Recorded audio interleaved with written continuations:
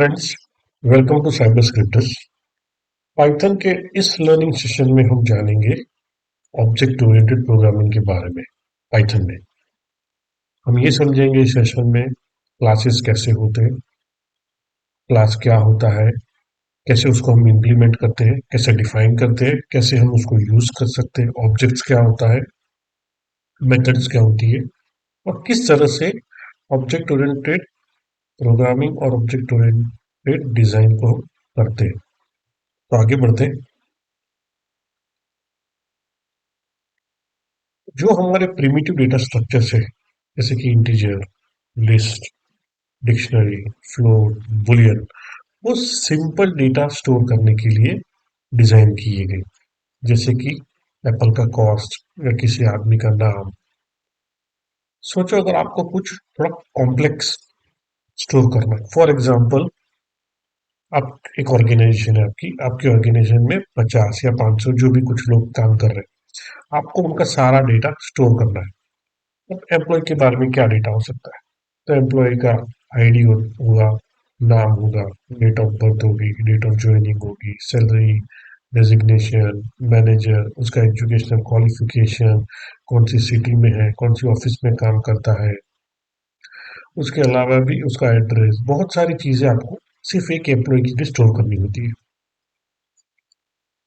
एक तरीका तो उसमें यह है कि आप हर एक एम्प्लॉय के लिए एक लिस्ट बना लें। जैसे मेरा एम्प्लॉय वन का नाम, फिर उसका एज, डेजिग्नेशन, उसका आईडी, एड्रेस, उस तरह से उस लिस्ट में मैं जितने चाहे आइटम्स डाल सकता हूँ। हर एक एम्प्लॉय के लिए एक लिस्ट होगा और फिर मैं एक डिक्शनरी बनाऊंगा। जैसे यहाँ पर ईएमपी डिक्ट बनाई है और हर एक एम्प्लॉय की जो उसका आईडी होता है वो उसका की होगा और लिस्ट उसकी वैल्यू होगी। तो जब भी मुझे किसी एम्प्लॉय के बारे में डेटा चाहिए तो मैं उसका एम्प्लॉय आईडी डालूंगा तो मुझे वो लिस्ट मिल जाएगा। पर इस तरह से डेटा स्टोर करने में बहुत सारे प्रॉब्लम्स हैं। एक एक तो ये मैनेजेबल नहीं है, दूसरा स्केलेबल नहीं है, तीसरा लिस्ट को मैनेज करना बहुत मुश्किल होता है, क्योंकि लिस्ट में जो आइटम्स है, अगर आपको फिफ्थ इंडेक्स पे एड्रेस है तो फिफ्थ इंडेक्स पे आपको एड्रेस चाहिए। अब किसी बंदे के पास 5 डिग्री है, किसी के बंदे के पास 10 डिग्री है, तो इन चीजों को मैनेज करना थोड़ा मुश्किल हो जाता है। ऐसे डेटा के लिए हम क्लासेस का यूज करते हैं। तो क्लास क्या होता है? क्लास एक डेटा टाइप आप समझ लो जिसमें एट्रीब्यूट्स और मेथड्स, यानी कि जो भी आपके वेरिएबल्स है। फॉर एग्जांपल, अगर मेरा ये क्लास एम्प्लॉय है तो ये एट्रीब्यूट्स यानी एम्प्लॉय का नाम, आईडी, जो भी वेरिएबल्स आपको स्टोर करने हैं उस एम्प्लॉय के बारे में, वो सारे उस क्लास के अंदर होंगे। और जो मेथड्स उन वेरिएबल्स को यूज करेगी वो मेथड्स भी उस क्लास में होगी। तो क्लास एक कॉम्बिनेशन है वेरिएबल्स या एट्रीब्यूट्स और मेथड्स का। ये पूरा एक बंडल में हो जाता है। तो होता क्या है, मेरा हर एक एम्प्लॉय के लिए मेरा एक एक क्लास मेरा सिर्फ एक ही बार बनेगा एम्प्लॉय का, पर मैं उसमें वैल्यूज चेंज कर करके अलग अलग ऑब्जेक्ट्स बना सकता हूँ। हम देखेंगे क्लास क्या है, ऑब्जेक्ट क्या है, डिटेल में।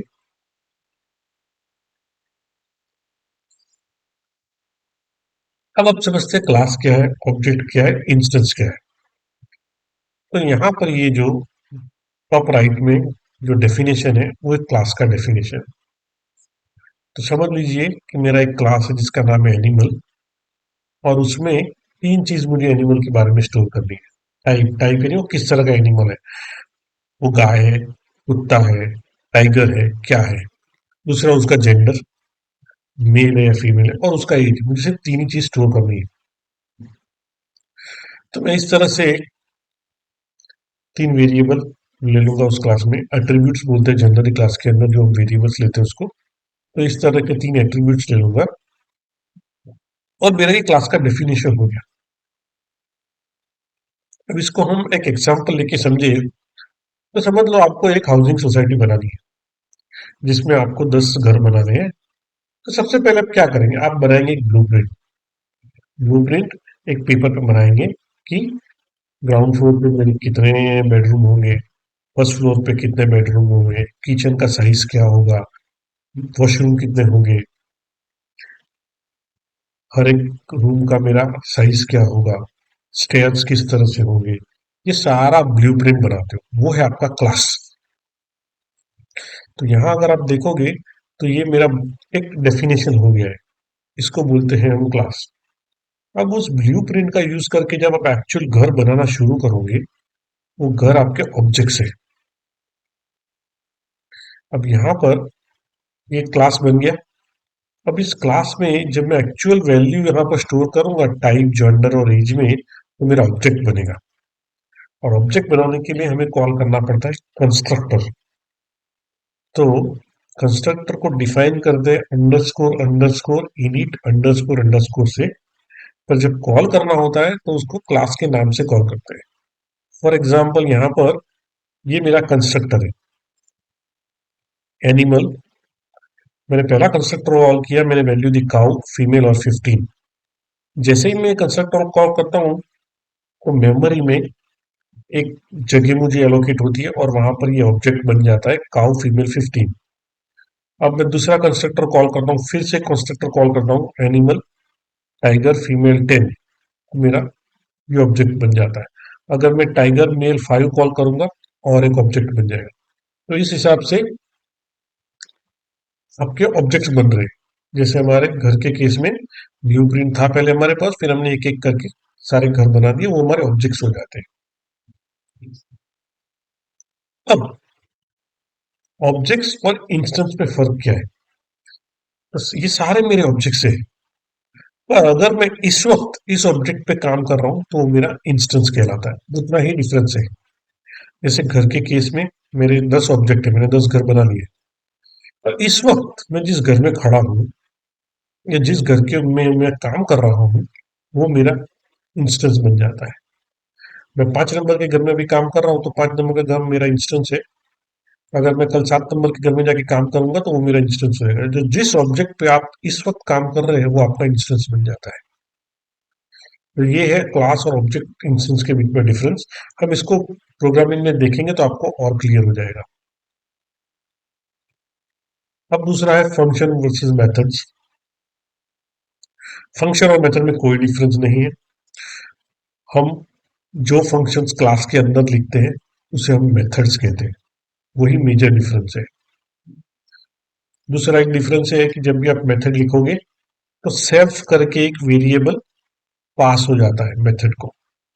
वो मैं आपको पाइथन में समझाऊंगा, पर अभी आप इतना समझ लीजिए कि क्लास के अंदर जो भी हम फंक्शंस लिख रहे हैं उसको हम मेथड्स कहते हैं। आपने स्ट्रिंग लिस्ट ऑलरेडी यूज कर चुके हो। जब आप स्ट्रिंग कोई वेरिएबल लेते हो और डॉट करते हो, अपर, लोअर, ये सारी मेथड्स आपको दिखती है। ये मेथड से, वो स्ट्रिंग आपका ऑब्जेक्ट है, और जब भी आप ऑब्जेक्ट के पीछे डॉट करते हो तो जितनी भी सपोर्टेड मेथड्स होती है वो सारी आपको दिखती है, वो आपकी मेथड्स है। अब हम चलते हैं पाइथन में और हम अपना क्लास लिखते हैं। तो मैं यहाँ पर एक पाइथन फाइल बना लूंगा, नाम दूंगा ओओपी बेसिक्स। हम अपना पहला क्लास लिखेंगे। क्लास लिखने का डेफिनेशन है क्लास, फिर क्लास का नाम देंगे। हमारे क्लास का नाम है पर्सन और पास।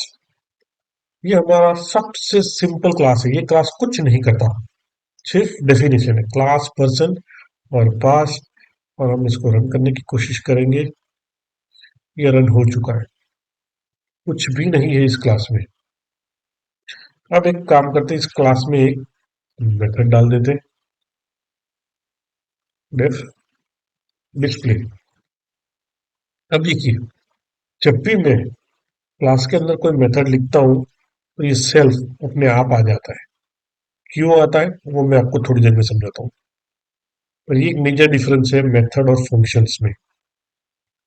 हम प्रिंट करेंगे this is display from person. अच्छा, इस डिस्प्ले को कॉल कैसे करेंगे? जनरली नॉर्मल फंक्शन होता है तो हम उसको इस तरह से कॉल कर लेते हैं।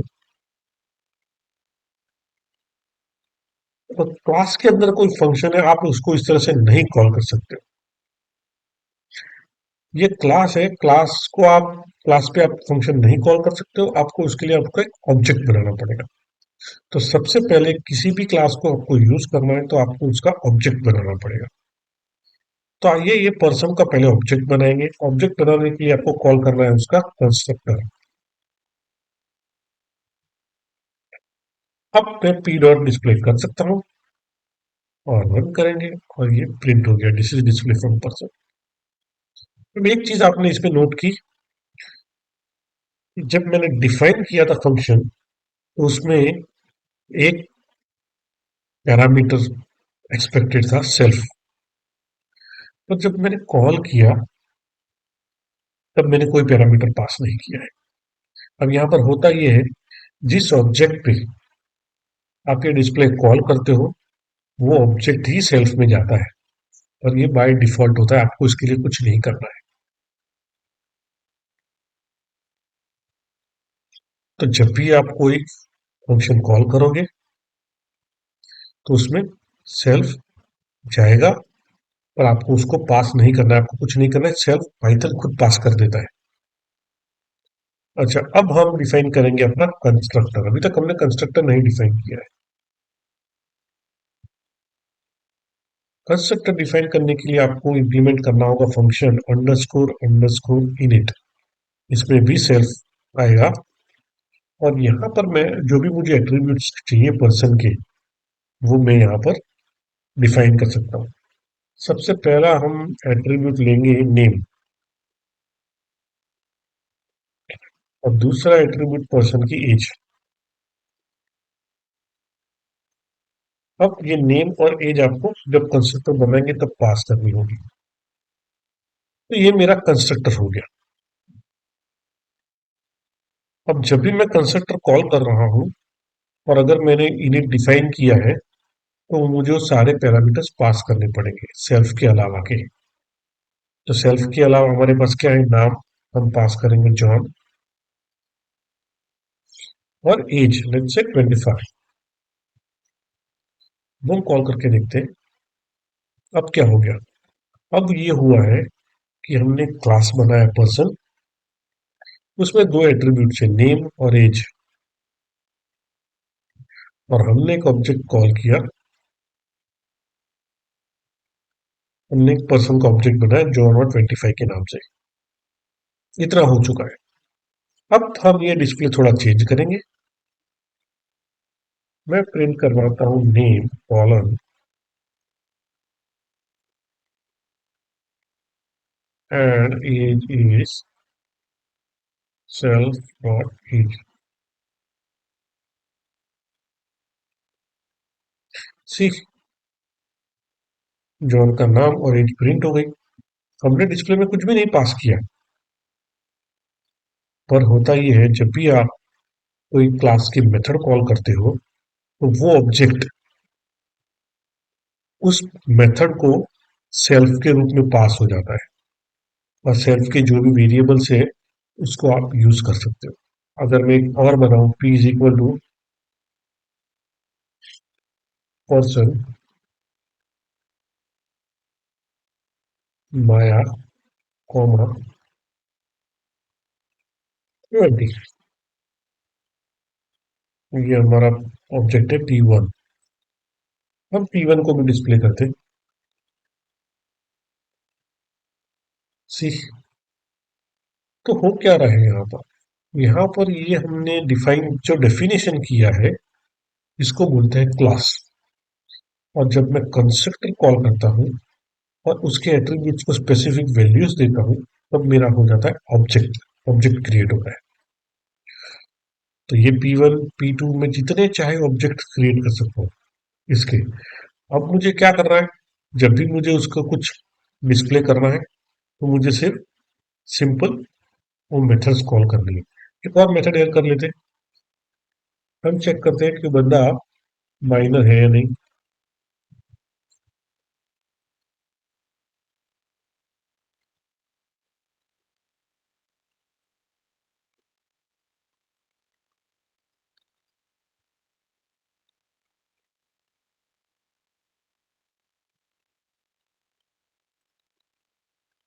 हमने यहाँ पर क्या किया, हमने और एक मेथड लिखी इस माइनर। अब इस माइनर में हम सिर्फ इतना ही कर रहे हैं, अगर उस ऑब्जेक्ट डॉट एज 18 से कम है तो हम ट्रू रिटर्न करेंगे, वरना हम फॉल्स रिटर्न करेंगे। अब देख लेते हैं, प्रिंट p1 डॉट इस माइनस, देखते क्या आता है, फॉल्स, क्योंकि वो उसका एज 20 है। तो समझने वाली बात यहाँ पर ये है कि यहाँ पर जब मैं इस माइनर कॉल करता हूँ, मुझे कुछ भी नहीं पास करना पड़ता, कुछ भी नहीं, सारा डेटा ऑलरेडी P1 में है। सो P1 अगर आप देखो तो P1 में नेम और एज नाम के जो एट्रीब्यूट्स है, ये सारी मेथड्स है। तो यहाँ हमने देखा कि हम कैसे क्लास को डिफाइन कर सकते हैं, कैसे ऑब्जेक्ट क्रिएट कर सकते हैं, और किस तरह से मेथड्स इंप्लीमेंट होती है। हम यहाँ पर जो भी वेरिएबल्स या एट्रीब्यूट्स आप कंस्ट्रक्टर में डिफाइन करते हो, वो उनके इंस्टेंस वेरिएबल्स या इंस्टेंस एट्रीब्यूट्स है,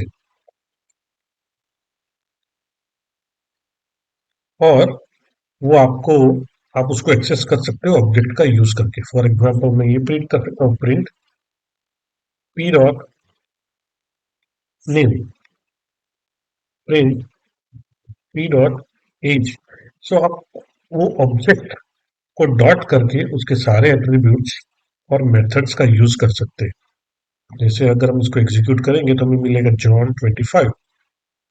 अगर मैं P1 डॉट नेम करूंगा तो मुझे P1 ऑब्जेक्ट में जो वैल्यूज है वो मिलेगी। तो आप इस तरह से, यहाँ में मिला माया और 20। तो इस तरह से आप क्लास डिफाइन कर सकते हो, उसका ऑब्जेक्ट क्रिएट करेंगे हम इस तरह से कंस्ट्रक्टर कॉल करके। कंस्ट्रक्टर में हम इनिट मेथड नहीं कॉल करेंगे, जब ऑब्जेक्ट बनाना होगा क्लास के नाम से बनाएंगे, क्लास का नाम, और जो पैरामीटर्स अंदर जाएंगे वो जो भी इनिट में हमने डिफाइन किए वो हमें डालना होता है। तो ये अंडरस्कोर अंडरस्कोर वाली मेथड जो है वो मैजिक मेथड्स है, और जब हम पर्सन कॉल करते हैं तो इन टर्न ये कॉल होती है। आई होप इतना आप समझ गए होंगे। अब आगे बढ़ते हैं। ये थे सारे इंस्टेंस वेरिएबल्स। अब एक होते हैं, इसको हम बोलते हैं क्लास वेरिएबल्स। तो जो भी वेरिएबल्स मैं इनिट के बाहर डिफाइन करता हूँ, फॉर एग्जाम्पल मुझे एक वेरिएबल चाहिए ताकि मैं ट्रैक कर सकूं कि कितने ऑब्जेक्ट क्रिएट हो गए, तो मैं एक वेरिएबल लेता हूँ total person objects equal to 0। ये मेरा क्लास वेरिएबल हो गया। इसका मतलब ये है कि हर एक ऑब्जेक्ट में उसकी वैल्यू डिफरेंट नहीं होगी, और सारे ऑब्जेक्ट्स उस पर्टिकुलर चीज को शेयर करेंगे। तो हम एक काम करेंगे, इसको ट्रैक करने के लिए जब भी इनिट कॉल होता है,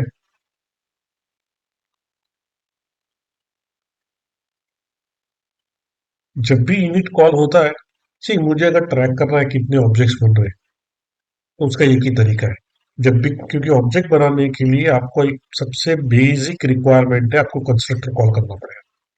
तो कंस्ट्रक्टर में मैं इस वैल्यू को इंक्रीमेंट करता हूँ, तो जितनी बार कंस्ट्रक्टर कॉल होगा ये प्लस वन होता रहेगा। अब क्योंकि ये क्लास वेरिएबल है, मुझे उसको क्लास के नाम से यूज करना पड़ेगा, मैं सेल्फ से नहीं करूंगा। सेल्फ में सिर्फ वही वेरिएबल्स आपको और एट्रीब्यूट दिखाई देंगे जो आपने इनिट में डिफाइन किए हैं। पर क्योंकि टोटल पर्सन ऑब्जेक्ट एक क्लास वेरिएबल है, तो उसको आपको क्लास के नाम से ही एक्सेस करना पड़ेगा। अब हम देख लेते हैं यहाँ पर प्रिंट करके, प्रिंट, अब इसको जब यूज करना होगा तो भी हम क्लास के नाम से ही करेंगे। अब प्रिंट करा के देख लेते हैं हम इसको। सी, दो ऑब्जेक्ट हमने बनाए, तो इसने हमको टू किया, क्योंकि जब ये फर्स्ट ऑब्जेक्ट हमने बनाया p, तब वो इंक्रीमेंट हो गया। यहाँ पर भी प्रिंट करवा के देख लेते।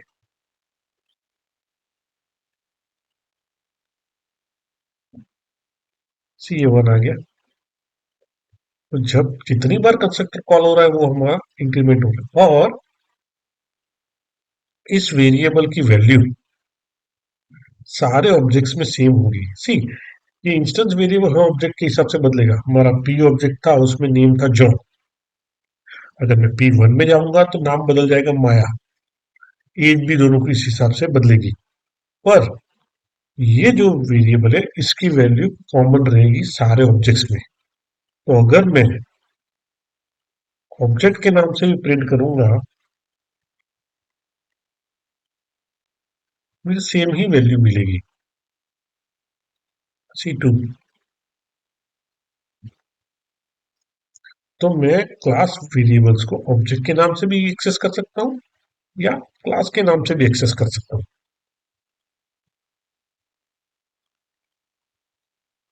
अब हम देख लेते हैं क्लास मेथड। क्लास मेथड क्या है? क्लास मेथड के लिए सबसे पहले आपको एक डेकोरेटर यूज करना पड़ेगा। हमने डेकोरेटर्स अभी तक डिटेल में नहीं देखे हैं।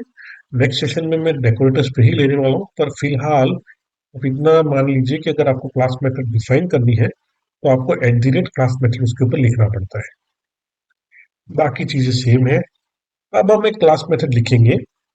सी, अभी क्या हो रहा है यहाँ पर, हमारे कंस्ट्रक्टर में दो चीज आ रही है। एक, उस पर्सन का नाम और उसकी एज। अब किसी को एज नहीं पता, पर बर्थ ईयर पता है। तो मुझे यही कंस्ट्रक्टर कॉल करना है, पर मेरे पास है बर्थ ईयर। तो मैं क्लास मेथड लिखूंगा फ्रॉम बर्थ ईयर।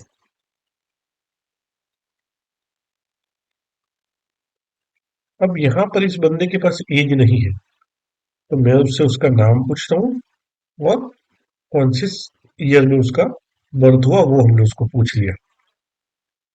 अब यहाँ पर एक चीज आप नोट करोगे, यहाँ पर सेल्फ नहीं आया, यहाँ पर CLS आता है। CLS का मतलब है क्लास। तो जब क्लास मेथड होगी उसमें आप क्लास पास करोगे, सेल्फ नहीं पास करोगे, क्योंकि सेल्फ सिर्फ इंस्टेंस मेथड्स में ही होती है। अब हम रिटर्न कराएंगे यहाँ पर क्लास नेम और पहले हमें यहाँ पर एज कैलकुलेट करने के लिए डेट चाहिए होगी। तो पहले इंपोर्ट कर लेते हैं from date time, import date.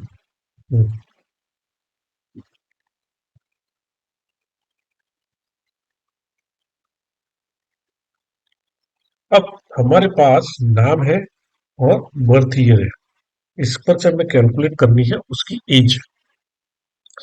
तो हम क्या करेंगे, लेंगे date dot today dot year minus जो भी ईयर में उसका बर्थ हुआ है, ये हमें उसकी एज दे देगा।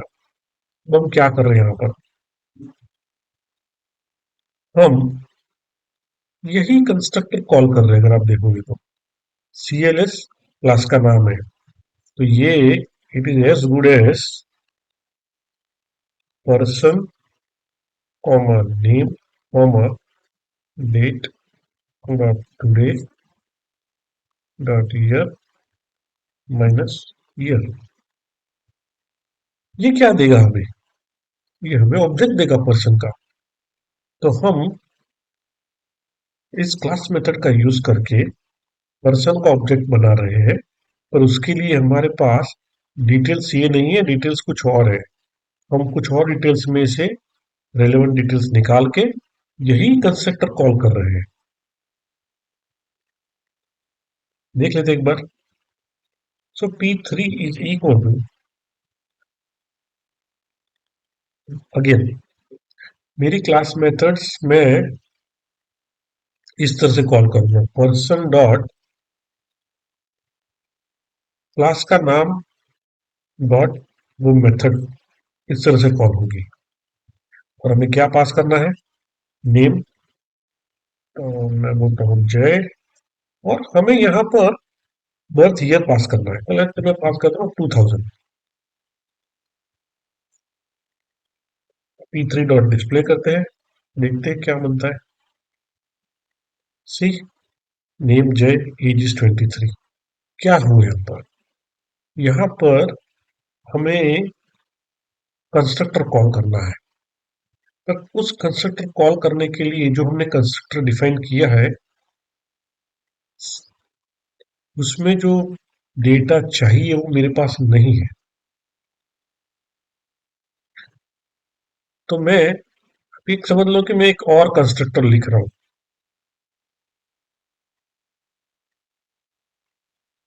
होता यहाँ पर यही है, नेम और ईयर दिया मैंने, तो मैंने नेम और एज कैलकुलेट की और कंस्ट्रक्टर कॉल कर लिया।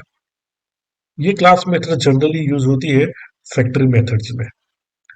फैक्ट्री पैटर्न में क्या होता है कि मेरा एक क्लास है, मैं नहीं चाहता हूं कि कोई डायरेक्ट उस पर कंस्ट्रक्टर कॉल करे।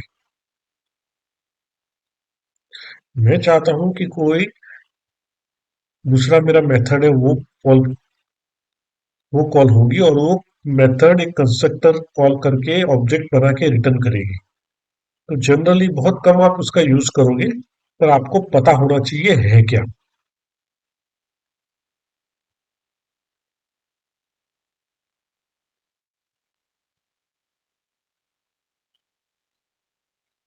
तो ये था क्लास के बारे में।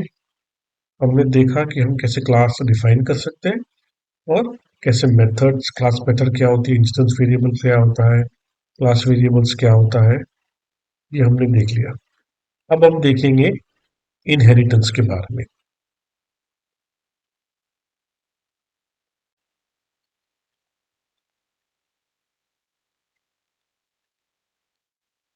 कि तो हम जानते हैं इनहेरिटेंस के बारे में। So inheritance allows us to define a class that inherits all attributes and methods from other class. Inheritance एक बहुत बढ़िया फीचर या तो एक फैसिलिटी है जो हमें ऑब्जेक्ट ओरिएंटेड प्रोग्राम में मिलती है, जहां पर हम एक क्लास के एट्रीब्यूट्स और मेथड्स सारे दूसरे क्लास में इनहेरिट कर सकते हैं। फॉर एग्जाम्पल, आप सोच लो कि मेरे पास एक एम्प्लॉय का क्लास है। उस एम्प्लॉय के क्लास में मैंने 15 एट्रीब्यूट्स डिफाइन किए हैं, कुछ मेथड्स भी डिफाइन की है। वो मेरा एम्प्लॉय का क्लास मेरे पास ऑलरेडी है। अब मुझे जरूरत पड़ी एक मैनेजर के लिए स्पेशल क्लास बनाने की। तो अब मैनेजर भी एम्प्लॉय तो है ही, तो मैनेजर में भी मुझे वो सारे एट्रीब्यूट्स डिफाइन करने पड़ेंगे जो सारे एम्प्लॉय के हैं। तो मैं इनहेरिटेंस का यूज करके वो सारे एट्रीब्यूट्स और मेथड्स मैनेजर क्लास में इनहेरिट कर सकता हूँ। मुझे वो सारी चीजें वापस लिखने की जरूरत नहीं। कैसे होगा हम देखेंगे। अभी आप इतना समझ लो कि जब मैं मैनेजर क्लास बनाऊंगा, तो मैं कह सकता हूँ कि मैनेजर क्लास एम्प्लॉय का सब क्लास है। जैसे मैं ये डिफाइन करूंगा, तो वो सारे एट्रीब्यूट्स और सारी मेथड्स एम्प्लॉय क्लास में आ जाएंगी। इनहेरिटेंस दो तरह से होता है, एक सिंगल इनहेरिटेंस होता है, एक मल्टीपल इनहेरिटेंस। सिंगल इनहेरिटेंस में क्या हो रहा है कि मेरे डिराइव्ड क्लास या मेरे चाइल्ड क्लास का एक ही पेरेंट क्लास है, जबकि मल्टीपल इनहेरिटेंस में मल्टीपल क्लासेस से एट्रीब्यूट्स आ सकते हैं। फॉर एग्जांपल, मेरा मैनेजर क्लास है, वो एम्प्लॉय भी है और पर्सन भी है। तो मुझे पर्सन क्लास से भी सारे एट्रीब्यूट्स चाहिए, मुझे एम्प्लॉय क्लास से भी सारे एट्रीब्यूट्स चाहिए। तो मैं मल्टीपल इनहेरिटेंस भी कर सकता हूँ।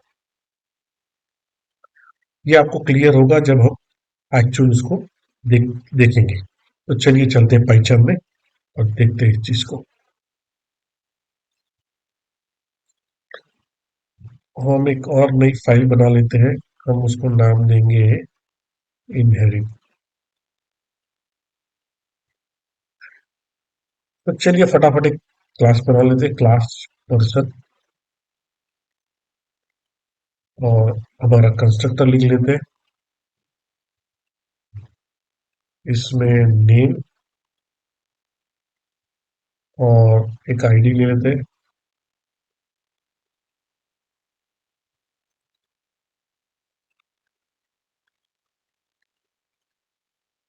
तो फॉर एग्जांपल ये हमारा बहुत ही सिंपल पर्सन क्लास है, जिसमें हम उस पर्सन का नाम और आईडी, आईडी यानी आधार कार्ड या लाइसेंस या सोशल सिक्योरिटी नंबर, कुछ भी हो सकता है, और उसका यूनिक आईडी, ये दो ही चीज हम पर्सन के बारे में स्टोर करेंगे। और एक मेथड भी बना लेते हैं,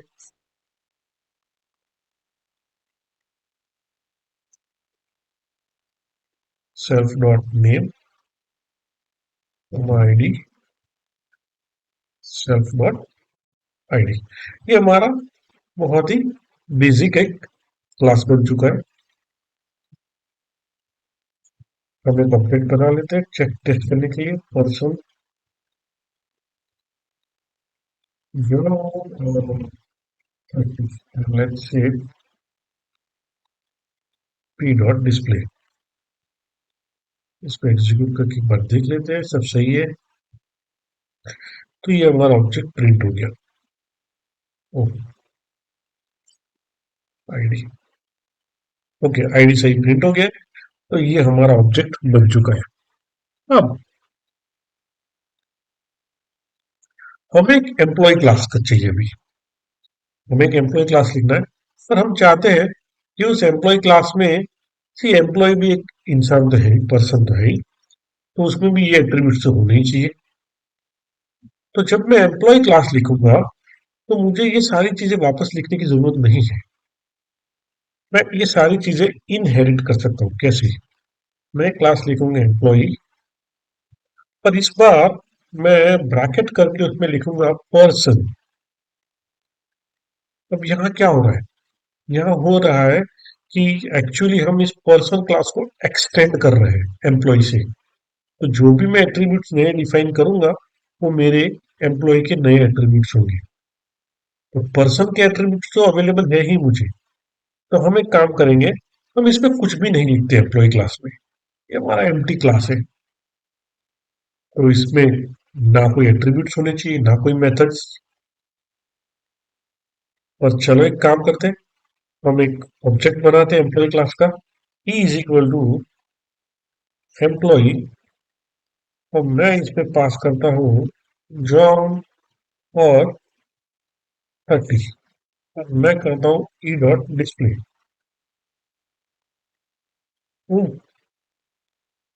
तो प्रिंट हो गया। यहाँ तो कुछ भी नहीं है एम्प्लॉय क्लास में। तो ये मैं बताना चाहता था आपको, इसको बोलते हैं इनहेरिटेंस। यहाँ पर क्या हो रहा है कि इसके सारे एट्रीब्यूट्स, सारे मेथड्स इस एम्प्लॉय क्लास में इनहेरिट हो रहे हैं। तो अगर मैं प्रिंट ई डॉट नेम करूंगा, तो मुझे मिल जाएगा ई डॉट नेम, और नेम प्रिंट भी हो जाएगा जो, क्योंकि वो एट्रीब्यूट्स ऊपर से पर्सन क्लास में से इनहेरिट हो रहे हैं। अब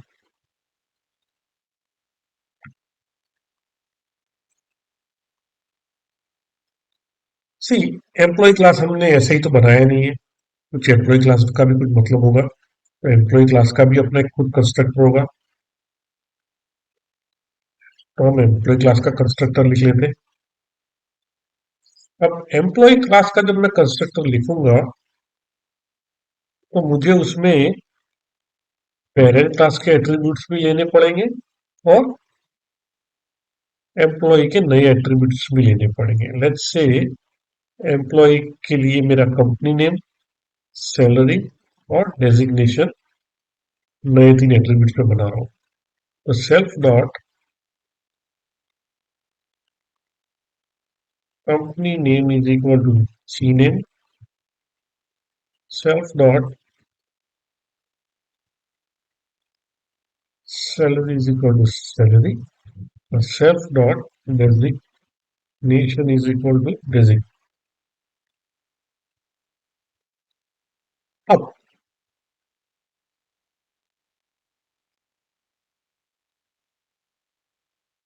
यहाँ पर जैसे ही आप एम्प्लॉय क्लास का कंस्ट्रक्टर लिखते हो, तो ये चीजें आपको अवेलेबल नहीं होती है। अगर ये आपको अवेलेबल करनी है, तो आपको इस कंस्ट्रक्टर में से वो कंस्ट्रक्टर कॉल करना पड़ेगा। उसके दो तरीके, आप क्लास नेम डॉट इनिट और ये नाम और आईडी जो हमने लिया है वो हम यहाँ पास कर देंगे।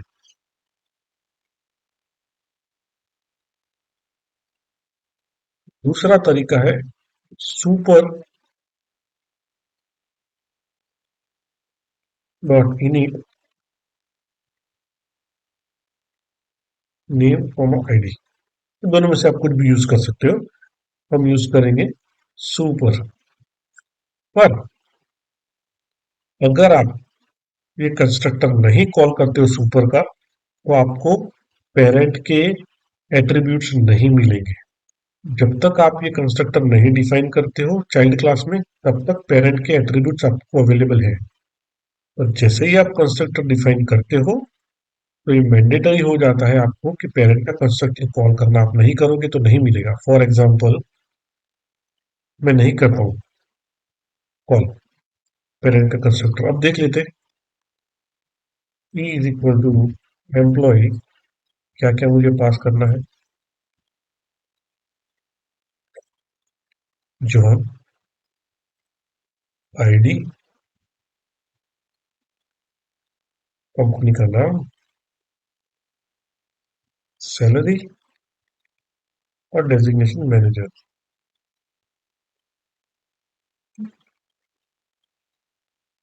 अब मैं करता हूँ ई डॉट डिस्प्ले। मुझे एरर मिल रही है। क्यों? क्योंकि यहाँ पर नेम और आईडी जैसे एट्रीब्यूट्स ही नहीं है। क्योंकि हमने सुपर या पेरेंट क्लास का कंस्ट्रक्टर कॉल नहीं किया है। जैसे ही मैं ये कंस्ट्रक्टर कॉल करूंगा, तो मुझे वो दोनों अवेलेबल हो जाएंगे। अब एट्रीब्यूट्स तो अवेलेबल हो गए। अब हमारे पास पेरेंट में एक मेथड था डिस्प्ले, जो ये डिस्प्ले कर रहा है। अब मैं एम्प्लॉय में एक और मेथड लिखता हूँ, सेम मेथड डिस्प्ले।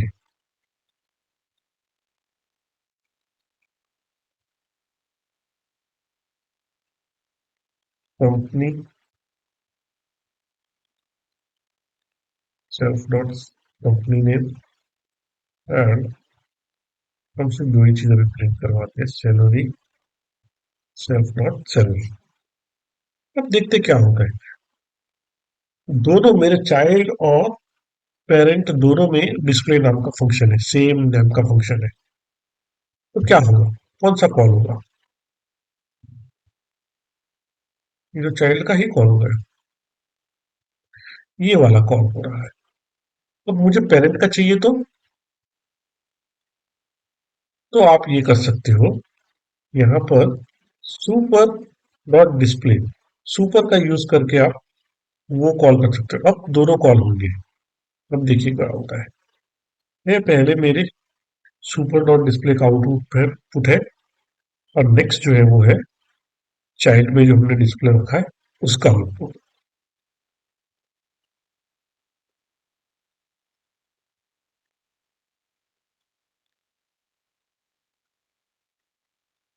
तो इस तरह से इनहेरिटेंस काम करता है। तो आप जब एक बार ऑब्जेक्ट डिफाइन करते हो, उसी ऑब्जेक्ट को आपको आगे ले जाना है। फॉर एग्जांपल बैंक के आप एप्लीकेशन बना रहे हो, आपने क्लास लिखा है अकाउंट, अकाउंट में सारी डिटेल डाल दी और एप्लीकेशन चल रही है। भी एप्लीकेशन को एक्सटेंड करना है और जरूरत ऐसी पड़ी कि मुझे सेविंग अकाउंट के लिए अलग क्लास चाहिए और करंट अकाउंट के लिए अलग क्लास चाहिए। तो मुझे क्या करना है, मैं एक नया क्लास लिखूंगा सेविंग अकाउंट, पर अकाउंट को एक्सटेंड कर लूंगा। तो अकाउंट में जो भी डिटेल्स है वो तो मुझे मिल ही जाएंगी। सिर्फ मुझे सेविंग अकाउंट रिलेटेड जो स्पेसिफिक चीज है वही मुझे करनी पड़ेगी। तो इनहेरिटेंस से काफी आप कोड का रीयूज कर सकते हो। ये एग्जांपल था सिंगल इनहेरिटेंस का, कि मेरा चाइल्ड है, उसमें सिर्फ मैं एक ही क्लास को एक्सटेंड कर रहा हूँ। तो हम देख लेते हैं मल्टीपल इनहेरिटेंस, जहां पर हम एक से ज्यादा क्लास को एक्सटेंड करेंगे।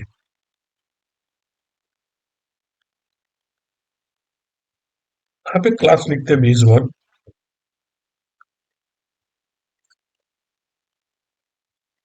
इसमें कंस्ट्रक्टर डिफाइन कर लेते हैं, self dot str1 is equal to first, और एक और self dot name is equal to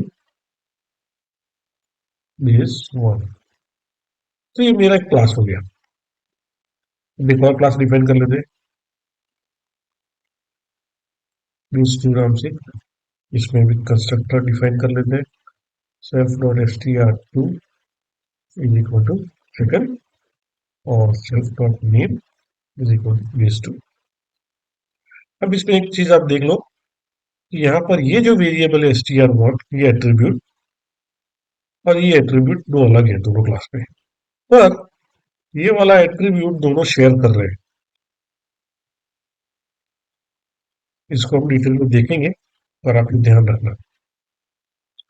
अब हम हमारा डिराइव्ड क्लास बनाते हैं, या फिर जिसे चाइल्ड क्लास कहते हैं, डिराइव्ड। इसमें मैं चाहता हूं कि बेस वन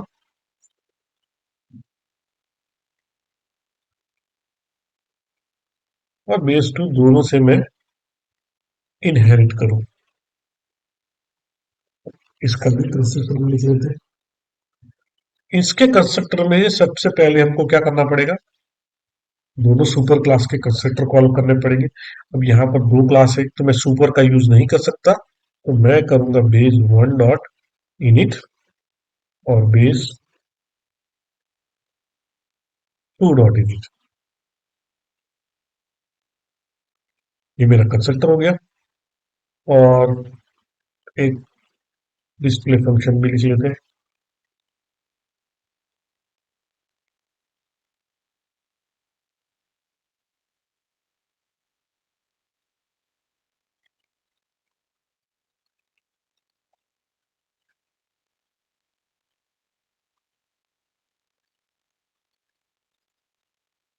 या टू और डॉट str2,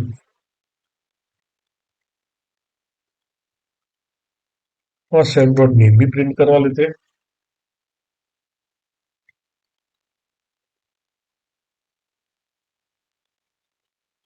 सी str1 str2 में कोई पंगा नहीं है, कोई कंफ्यूजन नहीं होगा, क्योंकि दोनों वेरिएबल के नाम ही अलग है दोनों क्लास में। क्लास वन से मेरा str1 आ रहा है, क्लास टू से str2 आ रहा है, दोनों मुझे मिल रहे हैं डिराइव्ड क्लास को।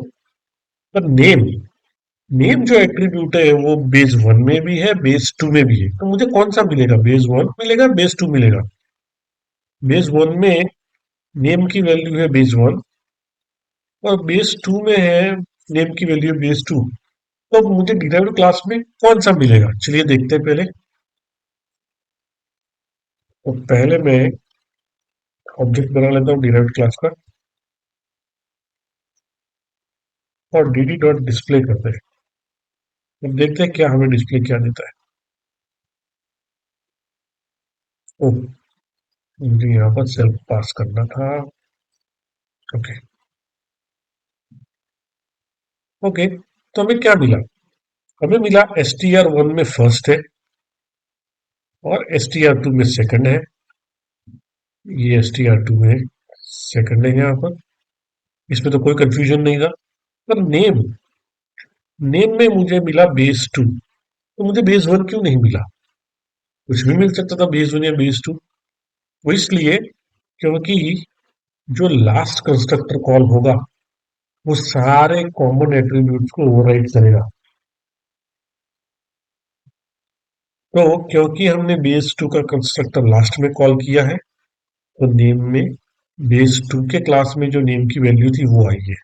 अगर मैं बेस टू को पहले कंस्ट्रक्ट बेस टू का कंस्ट्रक्टर पहले कॉल करूंगा, बेस वन का बाद में करूंगा, तो ये चीज बदल जाएगी। क्यों? क्योंकि अब बेस वन जो है वो लास्ट में इनिशियलाइज हो रहा है, और वो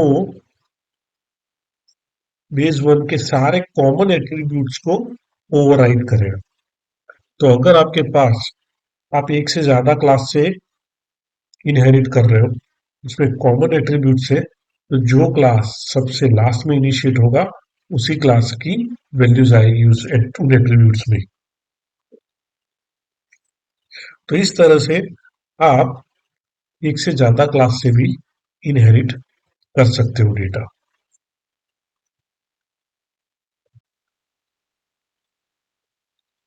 तो नेक्स्ट देख लेते हैं एक और इम्पोर्टेंट फीचर या फैसिलिटी ऑब्जेक्ट ओरिएंटेड प्रोग्रामिंग जिसको कहते हैं एब्स्ट्रैक्शन। अब एक्सट्रैक्शन क्या है? एब्स्ट्रैक्शन जनरली इस चीज को कहते हैं कि आप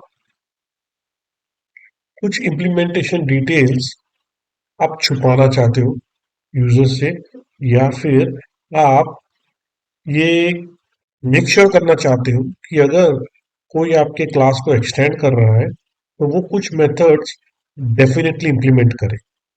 फॉर एग्जाम्पल, समझ लीजिए आपका कोई क्लाइंट सर्वर एप्लीकेशन है या वेब ब्राउजर से रिक्वेस्ट आपके पास आ रही है। आपके सर्वर के पास वो रिक्वेस्ट आती है और वो सर्वर डेटाबेस से बात करता है। अब आप चाहते हो कि जो भी आपके क्लास है, जो भी क्लास आपके डेटाबेस से बात करेंगे, उन सबको कुछ स्पेसिफिक सिक्योरिटी मेथड्स इंप्लीमेंट करनी पड़ेगी। जब तक वो सिक्योरिटी मेथड्स नहीं इंप्लीमेंट की जाएगी, आप नहीं चाहते कि वो क्लास डेटाबेस को कनेक्ट करे। तो इसके लिए आपको एनफोर्स करना पड़ेगा कि अगर किसी को डेटाबेस से कनेक्ट करना है तो ये मेथड तो इंप्लीमेंट करनी ही पड़ेगी। कैसे करोगे? वो होता है एब्स्ट्रैक्शन से, एब्स्ट्रैक्ट क्लास का यूज करके। तो चलिए हम देख लेते हैं और आपको आइडिया आ जाएगा। हम एक नया पाइथन फाइल बना लेते हैं, एब्स्ट्रैक्ट। अब इसके लिए हमको एब्स्ट्रैक्ट क्लास इंपोर्ट करना पड़ेगा, एबीसी कॉमन एब्स्ट्रैक्ट मेथड। अब इसमें एबीसी क्या है? तो ABC is abstract base class. ये जो हमने एबीसी इंपोर्ट किया है उसका फुल फॉर्म है एब्स्ट्रैक्ट बेस क्लास। तो चलिए एक काम करते हैं, हम एक क्लास बनाते हैं, इसका नाम है क्लास शेप, और ये एक्सटेंड करेगा एबीसी को। जब भी कोई क्लास आपको एक्सट्रैक्ट करना हो तो उसको आप एबीसी को एक्सटेंड कर दीजिए। और मैं यहाँ पर एक डेकोरेटर का यूज करूंगा, एब्स्ट्रैक्ट मेथड का, एरिया और सेल। तो मैं इस शेप क्लास में दो मेथड यूज कर रहा हूँ, एरिया और पेरीमीटर।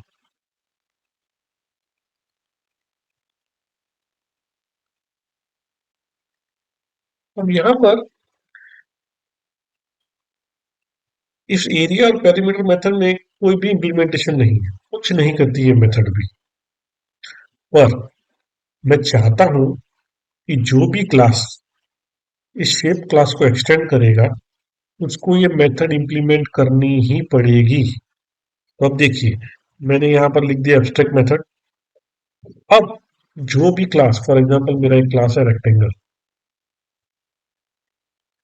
ये रेक्टेंगल इस शेप को एक्सटेंड कर रहा है या उसका चाइल्ड क्लास है। इसमें हम कंस्ट्रक्टर डाल देते हैं, क्योंकि रेक्टेंगल के लेंथ होती है, विड्थ होती है, तो हम इसको ले लेंगे self dot length is equal to length और self dot width is equal to width. तो मैंने क्लास डिफाइन कर लिया, रेक्टेंगल का एक हम ऑब्जेक्ट बनाते हैं, देखते हैं क्या होता है। सी ये मुझे एरर दे रहा है, can't instantiate abstract class rectangle with abstract method area and parameter। ये कह रहा है कि रेक्टेंगल शेप को एक्सटेंड कर रहा है, शेप में तो एब्स्ट्रैक्ट मेथड है जिसका इम्प्लीमेंटेशन इसमें होना ही चाहिए। जब तक वो नहीं होगा आपका प्रोग्राम कंपाइल होगा ही नहीं। तो इस तरह से आप मैंडेट कर सकते हो कि कुछ मेथड्स तो इम्प्लीमेंट करनी ही पड़ेगी। अगर आपको मेरा क्लास एक्सटेंड करना है तो आपको ये मेथड्स इम्प्लीमेंट करनी ही पड़ेगी। तो चलिए एरिया और पैरामीटर को इम्प्लीमेंट करके देख लेते हैं।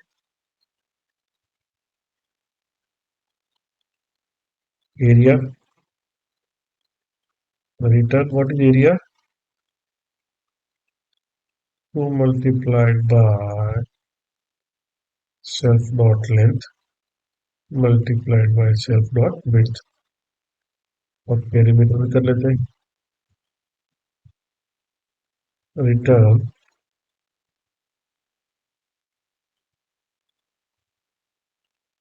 2 multiplied by self dot length plus self dot width।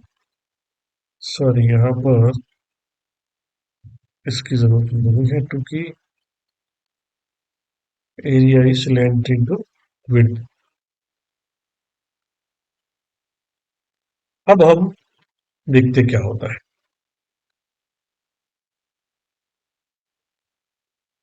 ओ, यहाँ हमने लेंथ और width नहीं दी। लेट्स से मेरी लेंथ है 2 और ये 5। सी मेरा काम हो गया। प्रिंट करवा के देख लेते हैं। आर डॉट एरिया और प्रिंट इसी में करवा लेते हैं।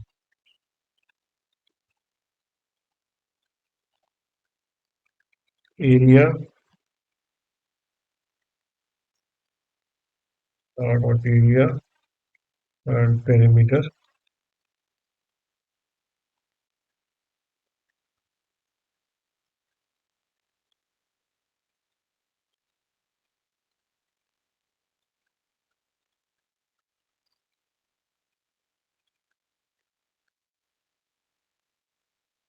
तो ये मेरा एरिया आ गया, ये मेरा पेरीमीटर आ गया।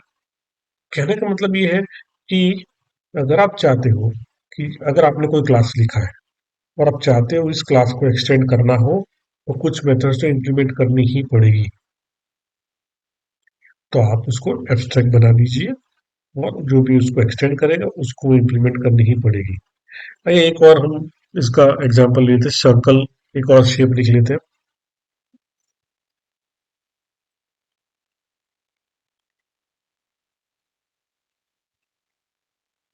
ये भी शेप को एक्सटेंड कर रहा है। इसमें कंस्ट्रक्टर डाल, ओ सॉरी,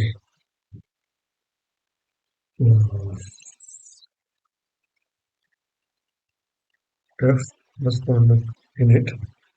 यहाँ पर क्योंकि ये सर्कल है मुझे सिर्फ एक ही चीज चाहिए, रेडियस। और मैं लिखूंगा self dot radius is equal to radius. और डिफाइन कर देते area. Area is pi R square, so return pi multiplied by radius multiplied by radius. और पेरीमीटर कर लेते हैं। Perimeter is 2 pi R, so return 2 multiplied by pi multiplied by self dot radius.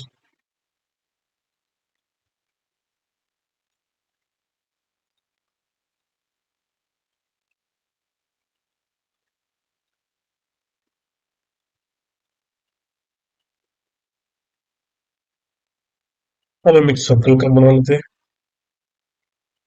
Circle 10 और उसका area perimeter print कर लेते हैं।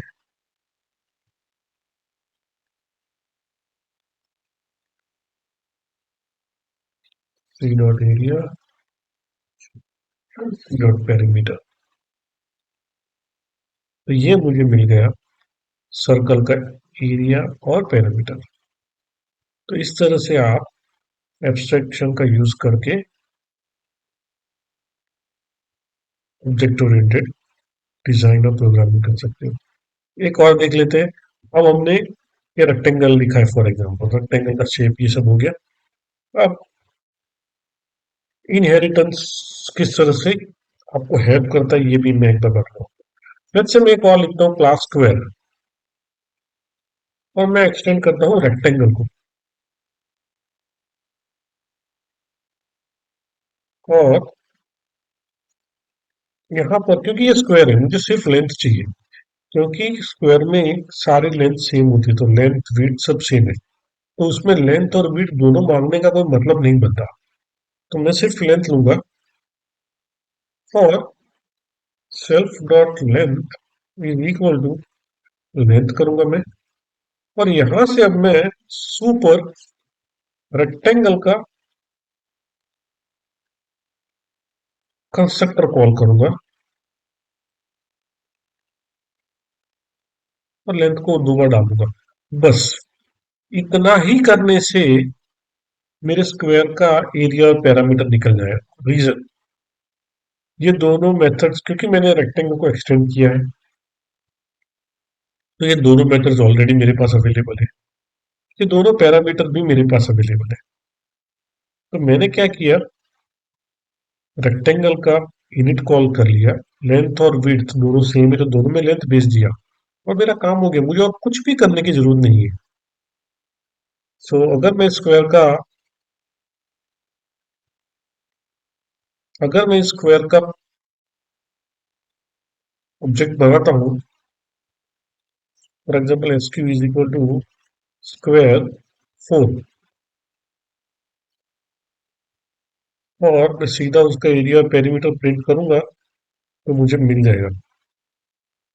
तो this is the power of object oriented programming, कि जहां पर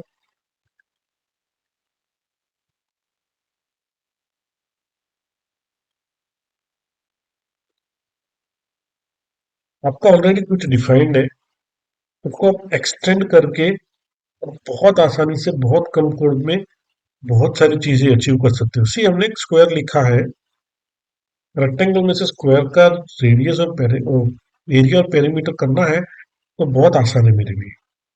मुझे कुछ भी ना डेफिनेशन पेरीमीटर की लिखनी है ना एरिया की लिखनी है, मैं वही यूज कर रहा हूँ। सिर्फ इतने से कोड से मेरा स्क्वायर का एरिया और पेरीमीटर निकल गया।